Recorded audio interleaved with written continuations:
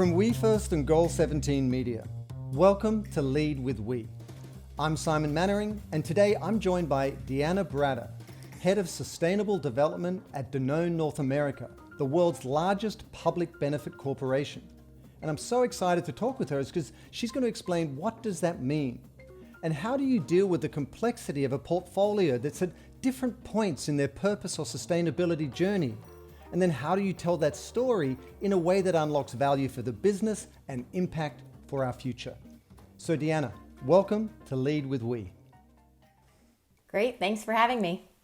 It's so nice to see you. I think, there's almost life pre-pandemic, right? We saw each other 2019 at the B Corp retreat in LA was the last time, right?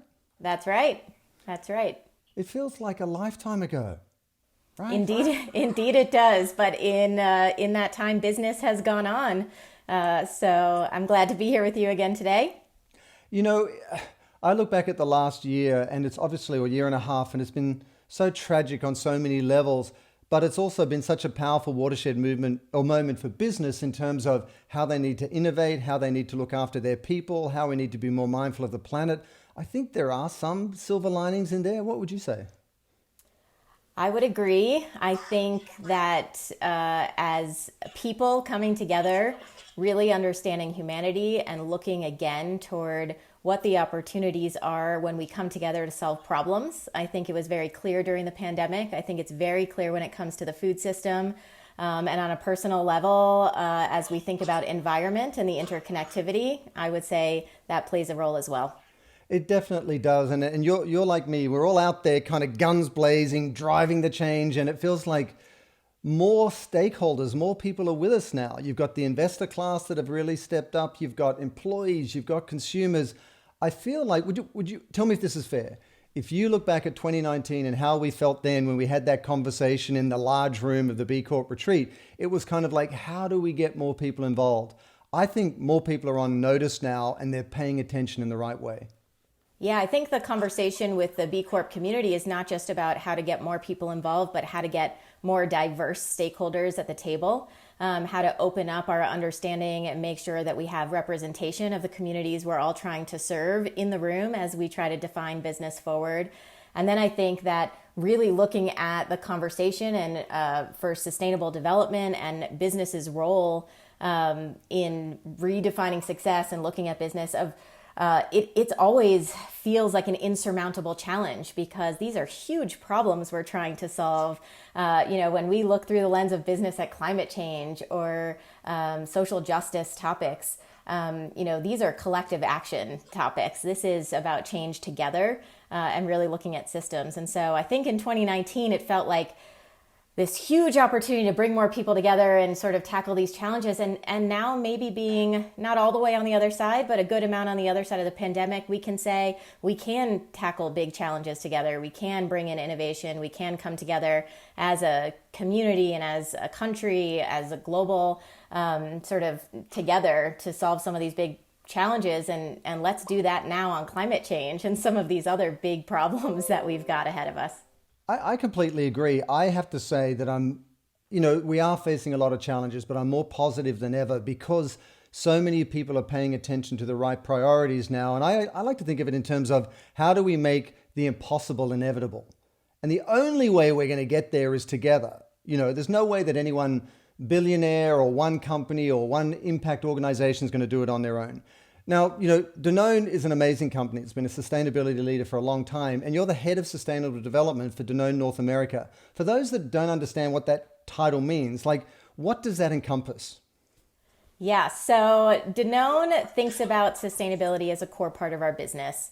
We have a frame of action that we refer to as One Planet, One Health. That's really about the interconnectivity of health of people, health of the planet, health of our products. And so my job is trying to bring that through. I cover topics across climate, water, waste, energy, as well as responsible sourcing and human rights and responsible packaging, sustainable packaging and circularity. And so my job is not only to help design and build our ambition into the strategy of the business, but also bring it to life through our brands so that our consumers can connect with that purpose and impact as well. It's such a multi-headed beast in a way, because as you say, you've got your own supply chain, you've got your own people to look out for, you've got your products to take to market. It's almost like the demands of your job, or anyone committed towards our future or sustainability, suddenly is busier than ever, because, with the Black Lives Matter movement, with the climate emergency, with, a fair and living wage, all of these issues, they've come to a head at once. Has that been your experience? I think these issues have always been there, and it really comes down to these are really tough topics to prioritize, right? We're not going to choose climate over water or fresh water. We're not going to choose, social topics over environment. So it's really a matter of bringing them together and looking for the intersection, of where the work can come together and where we can create the biggest impact. As you said, no one company can do it alone. So what's our unique opportunity through our health propositions and our business to bring these topics together and do our part? And everyone knows Danone products. We all see them on the shelves. Most of us, consume many, if not several Danone products. But tell us about the company. I think you're 6,000 employees. Is that correct? Yeah, so we're a global organization. In North America specifically, we're about 6,000 employees, about $6 billion in sales. And we have headquarters out in Colorado, as well as in White Plains, New York. I actually came to Danone through the acquisition of White Wave Foods. I started way back in 2005 on the Silk plant-based beverage brand when it was a Boulder-based founder-led company. And my passion was really to be part of the food revolution of bringing plant-based to more people and seeing Silk and this vision of the founder. And through a wild ride of different ownership models and IPO, and then in 2017, the acquisition of White Wave by Danone landed here, and it's been quite a ride. As early as 1972, the founder of Danone, Antoine Ribaud, he talked about corporate social responsibility, and he said that, it doesn't sort of end at the factory gate or the company door, but it really is about being of service to people. Why? I mean, that's visionary way back then. Like, what triggered that inside the company and brought it to life? What has been your experience over the last 4 years as to that sort of heritage? Yeah, that quote is known by every employee, globally over 100,000 employees, who all are owners of the company. A couple of years ago, we launched an initiative called One Voice, One Share, and making sure that all of the 100,000 employees across the company had a share of the company and became decision makers and owners. And that philosophy of our responsibility doesn't end at the factory door is really bringing people back into the business and making sure that we are good stewards in the communities where we operate or where we source our ingredients. And so that vision of this family-owned business that is, around for 100 years stands absolutely true today through our employees. And the idea that the decisions we make and really living this vision as business as a force for good is through each one of us. So while I have the honor and the privilege of leading this One Planet, One Health vision and the strategy for it, I am not the one who is on the manufacturing plant floor making that decision of efficiency or what to run or when to flip the packaging to reduce waste as much as possible. And so inspiring, educating, and really engaging our people is key to unlocking the success of our vision. Yeah, that human capital that walks through the door every day is your biggest investment for sure. I mean, when you and I were talking in 2019, we were walking around the B Corp retreat, and I know we're both gnashing our teeth over the things that we're frustrated about, getting people engaged, scaling the efforts, and so on. A process like you're talking about in North America is complicated. And as you say, it's ever changing. There's always something you're not getting right or something you're working on and so on. Give us a sense of some of the challenges you've experienced over the last 4 years, or some of the learnings at least where you've gone, wow, here's something we've got to solve for, or here's a new way of looking at something so that we could sort of integrate it and take it to scale more effectively. What are some of the things that jump out? It's a great question. I think going back to that idea of how do we define good and what moment are we choosing to define good? And I think that's where B Corp and the model of B Corp becomes really valuable. So how do we assess ourselves on a variety of indicators across social, environment, governance, transparency, And what are we striving to? So B Corp not only gives us a benchmark of our performance, but really starts to set the stage for what does best in class look like, and what does good look like. And one of the really incredible learning examples was when we were going through the assessment for the very first time. The question of living wage came up. Do you pay your employees an individual living wage? And we looked around the table and said, I don't know that we've ever assessed that before. Right. We pay competitively. We're market competitive. We think we've got a good proposition for employees.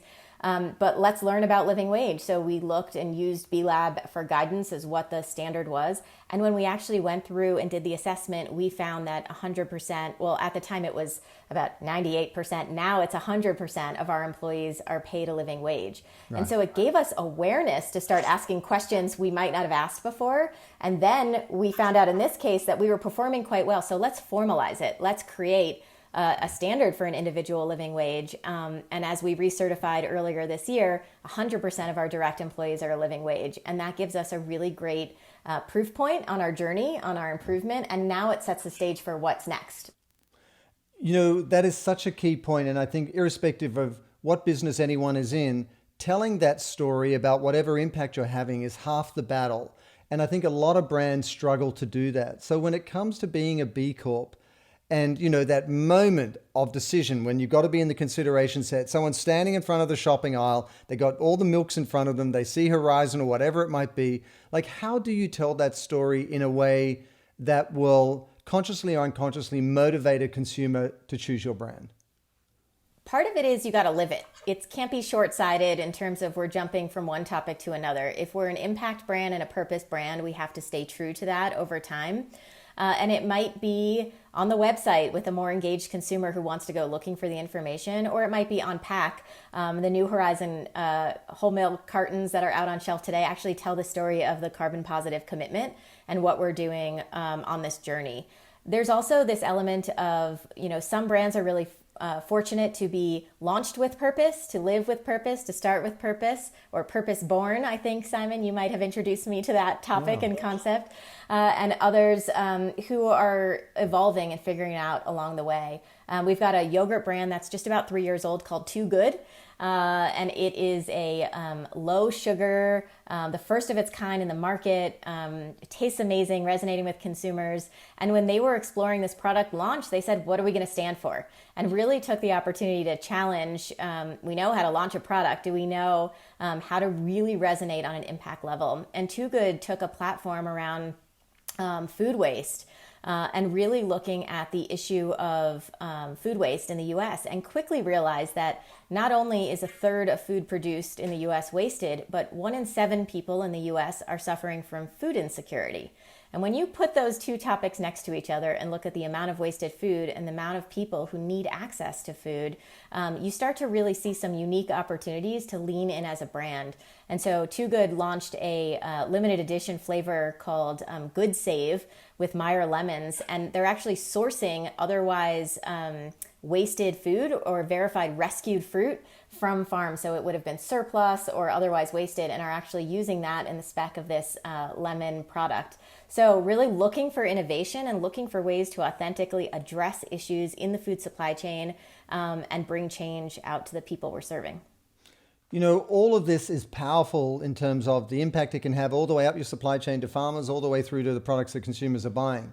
But it's a lot. I mean, if you think about what you just shared, you've got waste, you've got water management, you've got all these specific issues. Then you've got your brand portfolio of all the different products you take to market. Then you've got North America, then you've got Danone globally. Give us a sense of how you as a brand organize all of that. So it's, what is that architecture that allows you to balance all of those things? Because without that, it can just be really overwhelming. It can be, we're doing this over here, this over here, this over here. Consumers don't know what's going on. Your employees are confused. Like, how do you manage that? Yeah, it's a place we're constantly leaning into because you really want to meet people where they are in order to tell the stories. And that goes for both our employees, our strategy, our business strategy, and really making sure that we're making it ambitious but attainable, so that we're making change and that we can celebrate the transformation and the change over time. So our One Planet, One Health framework helps guide that. Under One Planet, we have what we refer to as our nature cycles team, and we put a lot of those environmental focus issues under there. So our agriculture cycle, the water cycle, and the carbon cycle. And then we also have things like packaging circularity. And under One Health, we're really looking at better products, better choices, and better offerings for whatever the consumer trends are, the consumer needs are, whether that be nutrition, health, or other dietary options, gluten-free, among others. And so really looking through those lenses, we're constantly trying to find the balance. When we really do things right, we see them come together. On a day-to-day, our team and our business is structured with this idea of business as a force for good. And because we are not only a B Corp, but a public benefit corporation, we have a legal obligation to be asking these questions, asking the hard questions. And really, the answer is not always yes. Sometimes the answer is no. We can't afford it. It's on the wrong timeline. But when you're asking the question, you're starting to build in the awareness. And then the next time you ask the question, maybe we're a few weeks ahead and we can make that change happen. So I think the balance of how you integrate it into senior level business decision making, how you incentivize it as part of your corporate goals and objectives, and then how you flow that out into the business in terms of engagement and accountability all help with those many priorities. But I also have an amazing team, both within my team and around the business, of stakeholders who are just as passionate about creating change and using business as a force for good in their own role. And so you see these little sparks happening all over the business of where we're challenging each other and we're asking the questions. And that's how change happens. That's how Horizon's Carbon Positive journey was started. That's how the Too Good brand launched, among others. So I continue to see the power in the community, in the people, and in the vision. It's so critical what you're sharing. For those listening, sometimes you might think this is always something that comes from on high, you know, a CEO, a visionary CEO, or whoever it might be. But it's often inside a company. It's those employees who are equally passionate, that spark something, that build something that takes on a life of its own. And you mentioned something a little while ago that I think is important for everyone to hear about, which is, you know, there are those companies that are sort of purpose born, you know, that's just who they are. That's how they came into the world. There are those that are reborn, or they're living with purpose now. And there are those who really haven't begun their purpose journey. And when you're a large organization like Danone, inevitably you've got this blend in terms of the different sort of paths that brands have gone on. How do you manage that? Like, give us a sense of, you know, you've got the leaders, you've got the laggards. How do you keep all the kids at the same dinner table, shall we say? I think, just like in any family, empowering everyone to be their true, unique self and sort of bring their strengths to the table is an amazing one. Consumer insights play a huge role in how we design our brands and how we look to speak to consumers. And I think we really try to set a spectrum. So we have probably around 20 brands in North America. And we're really looking to, we don't want all the brands working on climate and carbon in the same space. We want to be looking across brands to connect with the consumers uniquely. So we do a variety of work. One of the programs that we have is called a Manifesto brand model.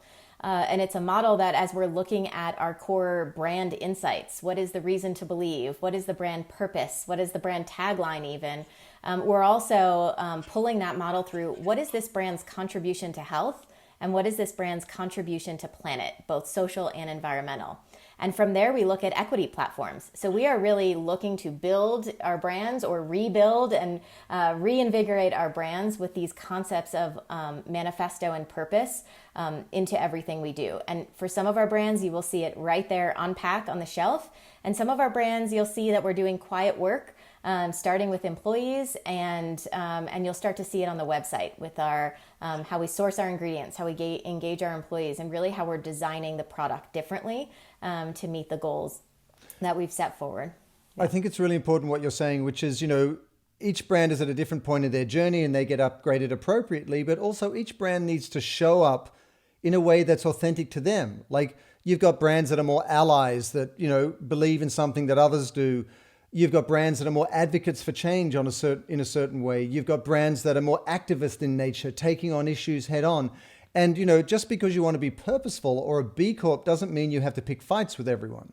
You know, you need to have your appropriate, you know, tone, shall we say. There's a tension here that I'd love to ask you about, which is, you're the largest B Corp, and at the same time, you've got to compete, especially in the plant-based area. You've got the Impossible Foods and Beyond Meat and so on.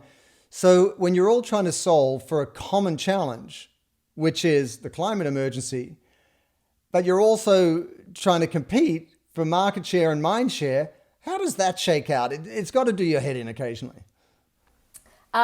It's one of those positive tensions that you find that you've got to strike the balance there and really leaning into that. And I think the opportunity to really define what success looks like is right there alongside. And the reality is not every consumer of every product is interested in buying a product that resonates with their values or that speaks to their purpose.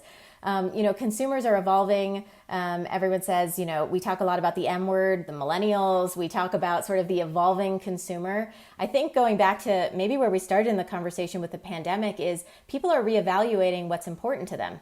And they're trying to maybe think differently about the choices they were making in food or the choices that they were making in spending and sort of how they were spending their resources. And so I think as we're thinking about those tensions, we have to take a lot of considerations into play, both from the consumers and then directly into those business decisions. And I think sometimes we run away from the tension and we have to embrace the tension.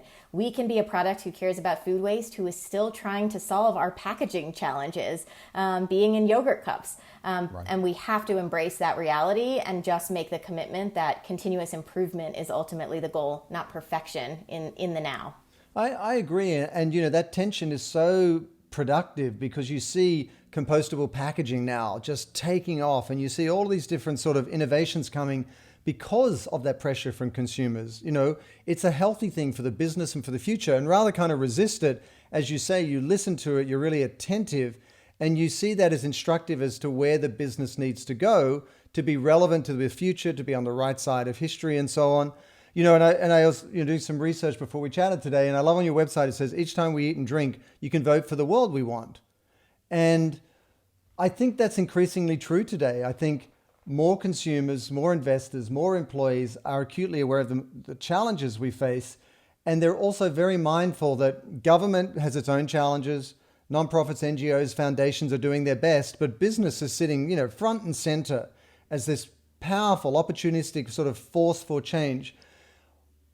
Do you feel pressure from that? Do you feel excited about it? What gives you cause for optimism based on this very sobering moment, shall we say we are, in terms of sort of the last year or so? Yeah. I think it's human to have both sides of that, to be very optimistic. I think that's what makes a good sustainability practitioner, to be honest, which is this idea of resilience and influence. That's ultimately my job, is to look for the opportunities to influence, to really see the opportunity to bridge the reality of how huge these challenges are, which can sometimes feel insurmountable. I've described it before of rolling a rock up a mountain, a big boulder, and sometimes it comes back and crushes you, and you got to start the next day from the bottom of the mountain pushing that rock up. And some days you get it over the peak and you can really create change in the system. And we've got an entire dairy category who's rethinking what agriculture looks like and bringing back in regenerative practices into that system that haven't been part of mainstream dairy for quite a long time. So I think it's when I look to examples like that and when I see the change happening, even if it's slow, I'm optimistic. I also think sustainability topics can be incremental. And I think we are all looking for transformational, and we have to both embrace the incremental milestones as part of the transformational journey so that we don't get burnt out, quite honestly, because there's a whole lot of work to be done. Oh, I know. You and I cut from the same cloth, Deanna. We're both like bloody minded. We're like, we're going to take this on and see it through no matter what. And you do need that. And to use your metaphor, we're pushing the rock up the hill, and the next day, like Sisyphus, the rock's down the bottom again. Every single day, more and more people are joining you in pushing that rock up the hill. That's how I feel. More and more of us, for sobering reasons, are waking up to the reality we face, and that rock's getting lighter in as much as there's more hands, on the effort. And, if you could wave a wand, Deanna, in terms of your lens on North America, this, massive brand that touches everybody's lives, and you could drive one change, whether it's, internally with employees, whether it's, out in the sort of institutional investor world, whether it's with consumers, is there one lever that you would like to push, one change you'd like to see happen that would help?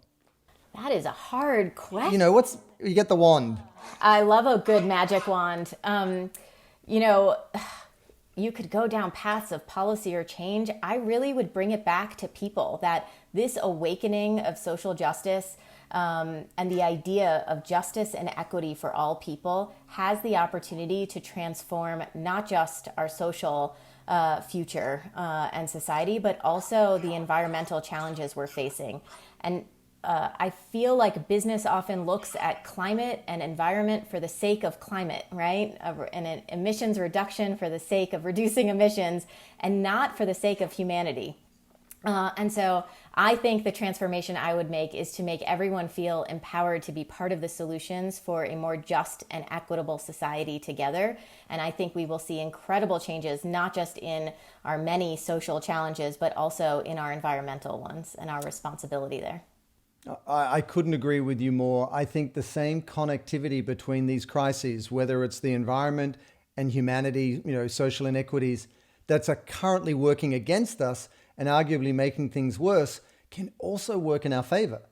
Because as we solve for one issue, that provides part of the solution for something else, and that same connectivity can kind of compound in a positive way instead of a negative way. Deanna, thank you for sharing some of the insights into Danone North America. And, I think there is real power in being the largest B Corp to set an example out there, because as you say, it really forces companies to be accountable in terms of how they're showing up in the world. And that's really what we need right now. So I really appreciate what you shared today and the example that's being set, and look forward to chatting more. Sounds great. Thanks, Simon. Thanks for joining us for another episode of Lead with We. You can find out more information about our guest, Deanna Bratter, in the description below. And if you enjoyed this episode, give it a thumbs up and make sure you subscribe to our YouTube channel by clicking the red button below. Lead with We is produced by Goal 17 Media, and you can listen to each episode on Google, Apple, or Spotify. And I'm excited to share that my new book, Lead with We, is now available for pre-order on Amazon, Barnes & Noble, and Google Books. So check it out. See you next week, and until then, let's all lead with we.